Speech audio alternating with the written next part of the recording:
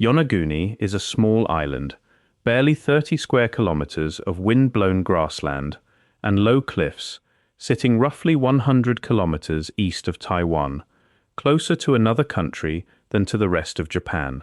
Its population has hovered around 1,500 people for decades, most of them concentrated in a handful of villages, and for most of its modern history the island was known, if it was known at all, for wild horses, for sugar cane, and for the enormous hammerhead sharks that gather off its coast every winter. Aratake ran dive charters out of that quiet economy, a director of the local tourism association whose job was to find divers a reason to keep coming back. In the spring of 1986, that same Kihachiro Aratake dropped into the water off the southern tip of Yonaguni Island.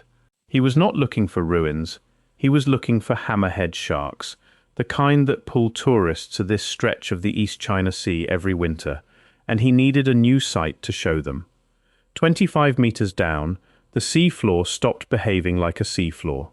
Instead of the broken, tumbled rock he expected, Aratake found flat plains meeting at sharp corners, long terraces stacked one above another like the risers of a staircase built for something enormous. The rock did not look shattered, it looked cut. He surfaced, and within weeks, word of what he had seen was moving through the diving community of the Ryukyu Islands, then out past it, to universities, to television crews, to writers who make their living chasing exactly this kind of find. What Aratake had found came to be called the Yonaguni Monument, and word of it eventually reached a marine geologist named Masaaki Kimura at the University of the Ryukyus, who began diving the site himself in the early 1990s. Kimura would spend more than 2 decades studying that formation, and in that time he became convinced of something that most of his colleagues were not prepared to accept.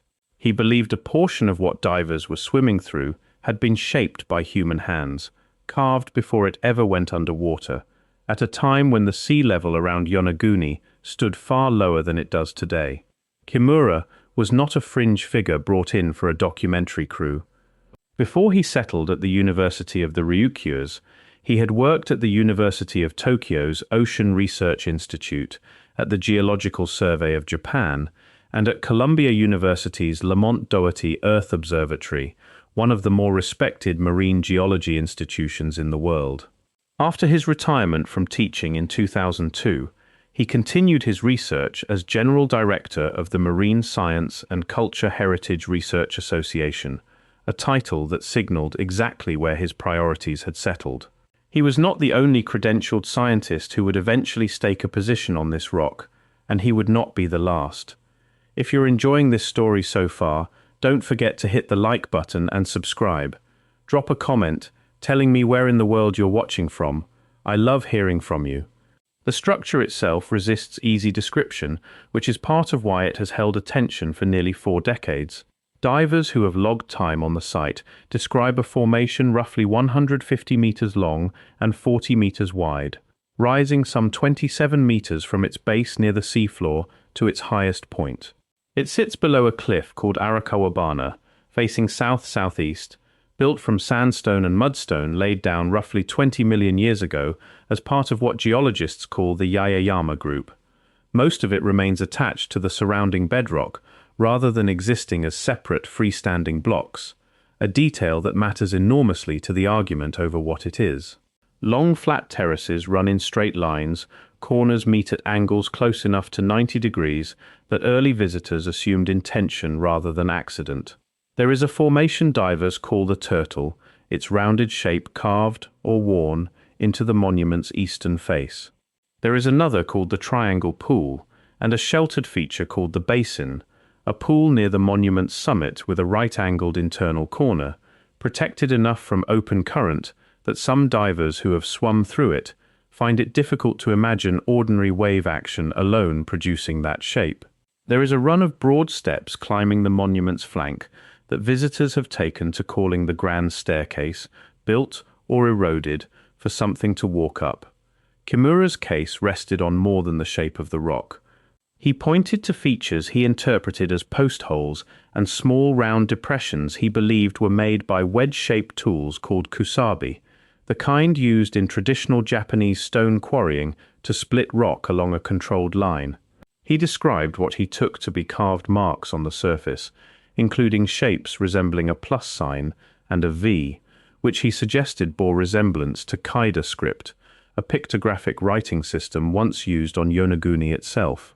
He proposed that the monument had once stood on dry land, carved by people during a period when the surrounding sea was as much as 40 meters lower than its current level, and that it went underwater only after the land subsided or the ice sheets melted and the ocean rose to claim it. In his most expansive account, Kimura connected the site to older Ryukyuan flood traditions and to the legendary lost continent of Mu, the Pacific counterpart to Atlantis in 20th century occult literature, though this part of his argument drew far less support even from researchers otherwise sympathetic to a human-made origin.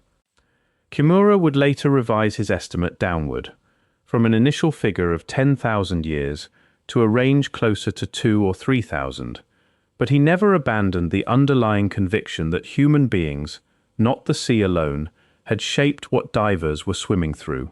In his 2004 paper published in the Marine Technology Society journal, the closest thing the site has to a formal peer-reviewed record, Kimura laid out detailed measurements of the terraces, the stepped faces, and what he described as quarry marks, presenting the monument not as a single structure, but as a complex of features he interpreted as a castle, a pyramid-shaped section, a road, and something he described as a stadium, all carved into a landscape that had once stood in open air. The countercase belongs largely to a geologist named Robert Schoch, who holds a doctorate in geology and geophysics from Yale and who teaches at Boston University, and who had already built a reputation for challenging accepted chronologies through his work, arguing that water erosion patterns on Egypt's Great Sphinx implied an age older than the conventional dynastic dating allowed. That earlier controversy is worth remembering here, because it means Schoch arrived at Yonaguni as someone with a track record of arguing for older, stranger dates against the establishment position, not as a reflexive defender of orthodoxy. In the Sphinx case, Schoch pointed to vertical weathering patterns he attributed to rainfall in a period when Egypt's climate was far wetter than during the accepted construction date, a position that put him at odds with most Egyptologists in exactly the way Kimura's Yonaguni claims would later put Kimura at odds with most archaeologists working in Japan. At Yonaguni, the two men who might have been expected to agree, both willing to challenge a textbook chronology, ended up on opposite sides of the same rock. Schoch dove Yonaguni multiple times beginning in the late 1990s, and what he found convinced him of something closer to the opposite of Kimura's conclusion. Schoch's own description of the rock notes that the sandstone contains numerous well-defined parallel bedding planes, the natural layering along which such rock tends to separate, crisscrossed by sets of parallel vertical joints. In a tectonically active region like the Ryukyu Arc, subject to frequent earthquakes and typhoons, Schoch argued that these joints and bedding planes are enough on their own to produce rectangular, angular shapes that mimic construction without any construction ever taking place. He pointed to comparable formations elsewhere along Yonaguni's coastline, places no one has proposed as ruins, showing the same style of natural fracturing. Where Kimura saw carved symbols, Schoch described natural scratches and boreholes left by marine organisms and long-term weathering.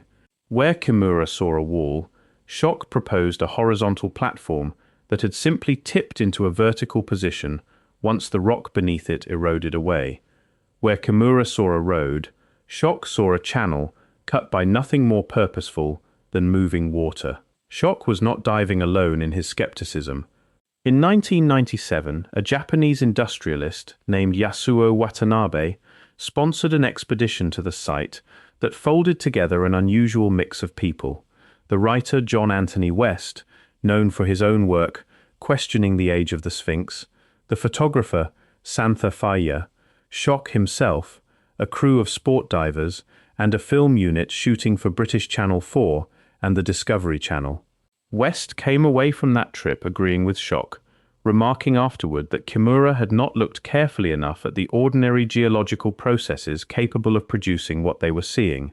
The writer Graham Hancock joined a related expedition around the same period and reached the opposite conclusion, later publishing his own account of the site in his book Underworld in 2002, arguing that Yonaguni preserved the remains of an Ice Age society drowned by rising seas.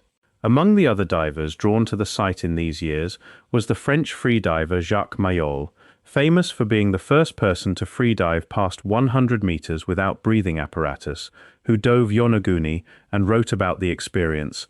After his death in 2001, a plaque bearing his name was fixed to the underwater formation in his memory, a small, permanent human addition to a monument whose older history remains unsettled. Divers on that same 1997 expedition photographed features beyond the main terraces that only deepened the argument rather than resolving it, what looked like parallel megalithic blocks lying at the monument's northwest corner, a curving, sloped stone path flanked by walls that some of the divers described as an entrance tunnel, and, roughly 300 meters east of the main formation, a 2-ton block resting atop what appeared to be a carved platform. Supporters of a human origin point to these outlying features as evidence that the site is not a single accident of geology, but a complex of related work spread across the seafloor. Skeptics point out that isolated blocks and platforms are exactly what you would expect a tectonically fractured coastline to produce at irregular intervals, scattered debris rather than a coordinated plan. A German geologist named Wolf Wickmann studied the formation in 1999 as part of an expedition organized by Spiegel TV, and returned to it again in 2001 at another researcher's invitation, adding his own geological assessment to the accumulating record of visits, measurements, and disagreements. On the archaeological side, a researcher named Richard Pearson examined Kimura's broader claims and rejected the idea that the site represented deliberate construction, a judgment that carried weight, given Pearson's standing in East Asian archaeology. What makes Yonaguni different from most sites caught in this kind of dispute is that both camps have been diving the same rock, measuring the same angles, and photographing the same surfaces for the better part of 30 years, and neither has produced the piece of evidence that would settle it outright. There is no inscription anyone agrees is writing. There is no tool anyone agrees was left behind by a builder rather than carried down by a diver who dropped something. There is no radiocarbon date on an artifact anyone accepts as unambiguously man-made, because there is no organic material embedded in worked stone the way there would be at a terrestrial excavation. Stone itself cannot be carbon dated. What can be dated is only the rock formation's age of deposition, tens of millions of years before anyone stood on Yonaguni at all, which tells you nothing about when, or whether, someone shaped its surface. If you're hooked on this story, make sure to subscribe and turn on notifications so you never miss an upload. Your support means everything and helps me bring you more emotional stories like this one. Consider what a resolution would actually require. If Kimura is right, then somewhere on Yonaguni, or beneath the water surrounding it, people were quarrying and dressing stone with tools capable of producing flat planes and right angles, at a depth now underwater, at a time when the last glacial maximum, roughly 20,000 years ago, had pulled enough water into ice sheets to drop global sea levels by somewhere between 100 and 130 meters. At that time, the strait now called the East China Sea was a narrow inlet rather than open ocean. The Sea of Japan sat closer to an inland lake, and a land bridge ran from the continent through what is now the Ryukyu chain toward Taiwan, meaning a person could, in principle, have walked to Yonaguni rather than swum or sailed to it. Supporters of a human origin point to a rock pillar found inside a now submerged cave near the monument, interpreted by some as a fused stalactite and stalagmite pair, the kind of mineral formation that can only grow in open air above a water table, which would place at least part of that cave system above sea level at some point in the deep past. By the time sea levels rose to somewhere near their current position, a process that took several thousand years and was substantially complete by roughly 8 to 10,000 years ago, any structure at the monument's depth would already have been drowned.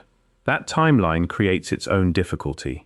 It would place any deliberate construction earlier than the oldest confirmed monumental architecture anywhere on Earth, earlier than Göbekli Tepe in Anatolia, earlier than the first pyramids by a margin measured in tens of thousands of years rather than centuries. The archaeological record for the Ryukyu Islands during this period belongs to hunter-gatherer populations broadly grouped with Japan's Jomon culture, communities whose material remains show pottery, shell tools, and small-scale settlement, nothing that has ever been read as evidence of organized quarrying or large-scale stonework.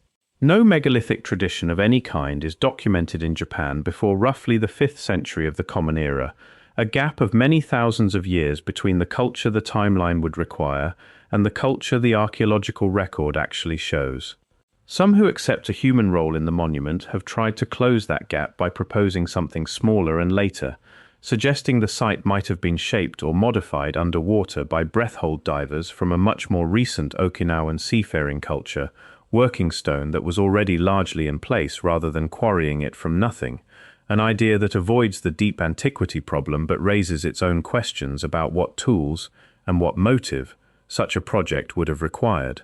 If Schoch is right, none of that timeline needs to hold because nothing needed building in the first place.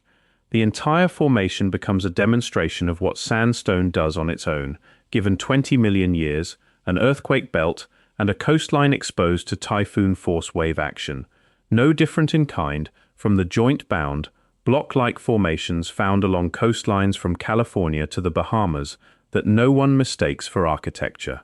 It is also worth remembering that Yonaguni is not the only underwater formation in the world to provoke this exact shape of argument.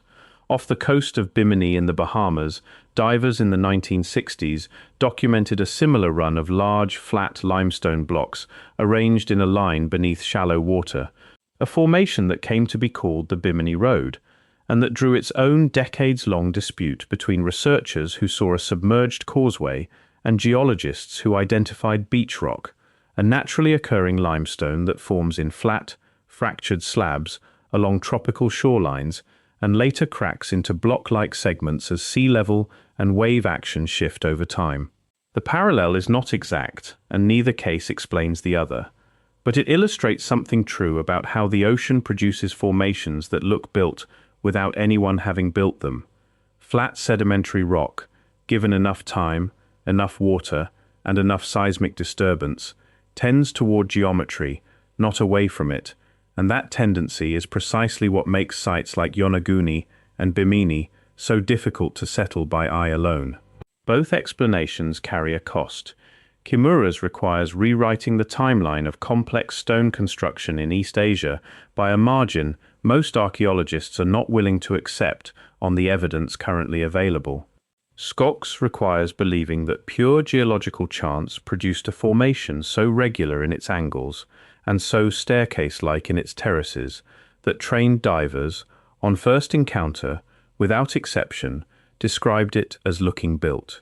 Both things can be true at once in a way that satisfies no one. The rock can be natural in its origin and still have been recognized, walked on, and perhaps lightly modified by people who found it already standing there, the way sacred sites around the world have been built up around natural features rather than carved from nothing. Schoch himself has allowed for this possibility, even while rejecting the idea of a fully constructed monument outright, a position that occupies an uncomfortable middle ground neither camp fully claims as its own.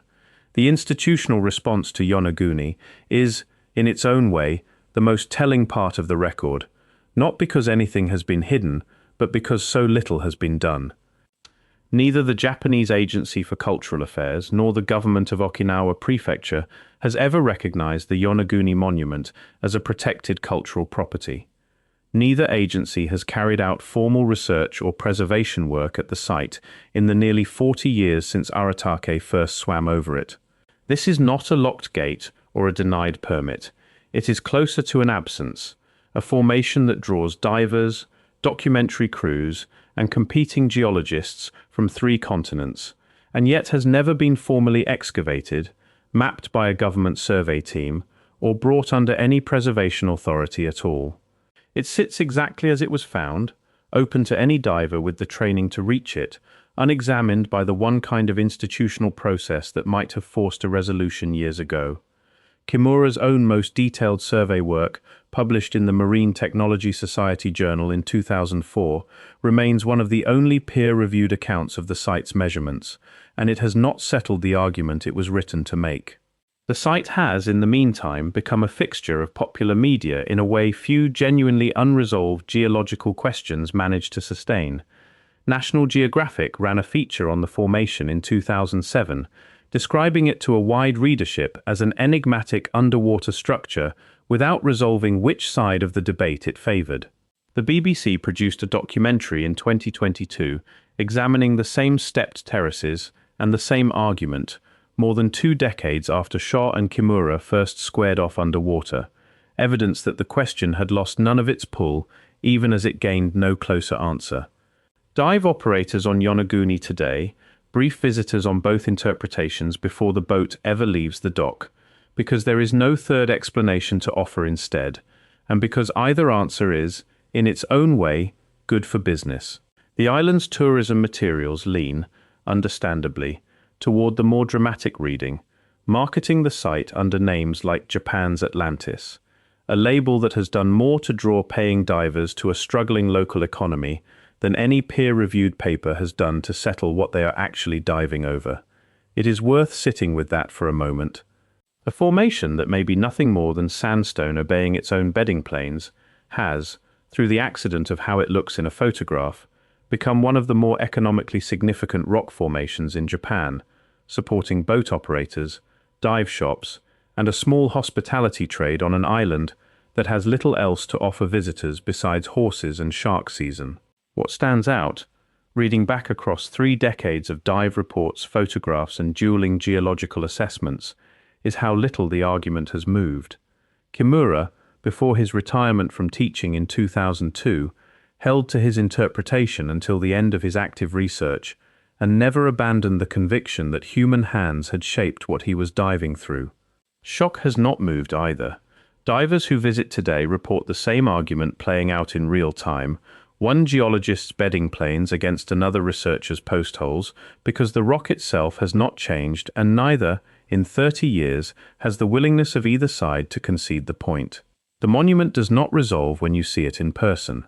Divers who have logged dozens of hours on the site, people with no stake in either camp's reputation, come back describing the same unresolved feeling Aratake must have had in 1986. It looks cut. It might not be. No third party with the authority to settle the question has ever stepped in to try. A national government survey could, in principle, bring instruments a lone diver cannot. Sonar mapping at a resolution fine enough to trace every joint and bedding plane across the entire formation. Core samples drilled deep enough to check whether the geometry Kimura describes continues consistently downward, the way a natural jointing pattern should, or stops abruptly the way a worked surface would. None of that has happened in the 4 decades since Aratake surfaced from that first dive. The absence of that kind of investment is its own kind of answer, not proof that the mystery has been suppressed, but evidence that no institution with the resources to resolve it has judged the question worth the expense, leaving the matter to a rotating cast of independent divers, freelance geologists, and documentary crews working with far less equipment than a proper survey would require. There is a strange dignity in a mystery that has simply been allowed to sit, unclaimed by either the people who want it to be ancient architecture or the people who want it to be ordinary stone. No government has moved to settle it by decree, because no government has moved on it at all. No court has ruled on it, because there is no claim to rule on. It is not sealed behind a fence or a checkpoint. Any diver with the right certification can descend those 25 meters today and run a hand along the same terraces Aratake found, the same bedding planes Schoch measured, the same holes Kimura called post holes, and Schoch called bore marks left by clams. The disagreement is not a secret. It is published, footnoted, and dated, sitting in journals and popular accounts alike, and it has simply never closed. What the case demonstrates, more than any single measurement Kimura or Schoch has produced, is how thin the line runs between a natural process and a human one when both are capable of producing the same result. A joint in sandstone and a chisel stroke in sandstone can leave a surface that looks, to the eye, identical, and the only thing capable of telling them apart is context that Yonaguni has never provided in sufficient quantity for either side to claim final victory. No tool has surfaced that everyone agrees was left by a builder. No inscription has surfaced that a linguist has confirmed as writing rather than natural scarring. No formally excavated layer beneath the formation has ever produced an artifact dated independently of the stone itself. The evidence available is the shape of the rock and the interpretation two credentialed scientists, and the researchers who have sided with each of them, have brought to that shape nothing more and nothing less. Part of what has kept the argument alive for so long is that the two sides are not actually disagreeing about the photographs. Look at the same underwater image of the Grand Staircase, and Kimura's supporters and Schoch's supporters will describe the same steps in the same words: flat, regular, right-angled, cut clean at the edges. What separates them is not what they see, but what they are willing to attribute it to. A trained stonemason and a trained geologist can stand in front of the identical outcrop and reach for entirely different vocabularies, one reaching for words like course and tread and riser, the other reaching for words like bedding plane and joint set and differential erosion, and both vocabularies will fit the rock equally well. That is not a flaw in either observer. It is a feature of sedimentary rock itself, layered in bands that were never going to break randomly, prone by its very chemistry to fracture along planes that a human eye, trained by a lifetime of looking at buildings, will read as intentional. Yonaguni sits at the exact point where geology and architecture use the same words to describe two different processes, and no one has yet found the piece of evidence that forces a choice between them. Kimura died believing what he had spent decades arguing. Schoch continues to teach and to maintain his position in interviews and public writing to this day. Neither man ever produced, in the entire span of the debate, a single piece of evidence the other side accepted as decisive, and that failure says as much about the limits of underwater archaeology as it does about either researcher's competence. A land excavation can dig beneath a foundation, date the soil layers on either side of a wall, and recover the charcoal, bone, or pottery that pins a structure to a century. None of that is available at Yonaguni. The site cannot be excavated in any conventional sense because there is no soil to dig through, no stratigraphy to read, only bare rock exposed to current, sand, and the occasional passing diver, a site that offers endless surface to look at, and almost nothing beneath that surface to test. Aratake, the man who found it, spent the following decades running dive tours to the very site he had stumbled onto while looking for sharks, watching visitors form their own opinions dive after dive, year after year, as the argument around him continued without him needing to settle it. He rarely gave interviews about the deeper scientific argument his discovery had set off, content to let the geologists and the writers fight it out in journals and documentaries while he kept running boats to the same coordinates year after year for divers who came from Tokyo and Berlin and Los Angeles to decide the question for themselves. He did not need Kimura's 10,000 years or Schoch's 20 million to know what he had seen. He had seen something that stopped him cold on an ordinary morning, 25 meters under the East China Sea, off an island most of the world had never heard of, and whatever it turns out to be, it has never once, in nearly 40 years, stopped drawing people back down to look at it again. The Yonaguni Monument remains, today, precisely what it was on the morning Kihachiro Aratake first swam over it, unclaimed by any final verdict, open to anyone willing to make the dive, and just as capable now of convincing a diver it was built by hands as it is of convincing the next one that it was built by nothing but time, water, and stone. Thank you so much for watching until the end. If you loved this story, check out the other videos on your screen now. I think you'll really enjoy them. And don't forget to subscribe if you haven't already. See you in the next story.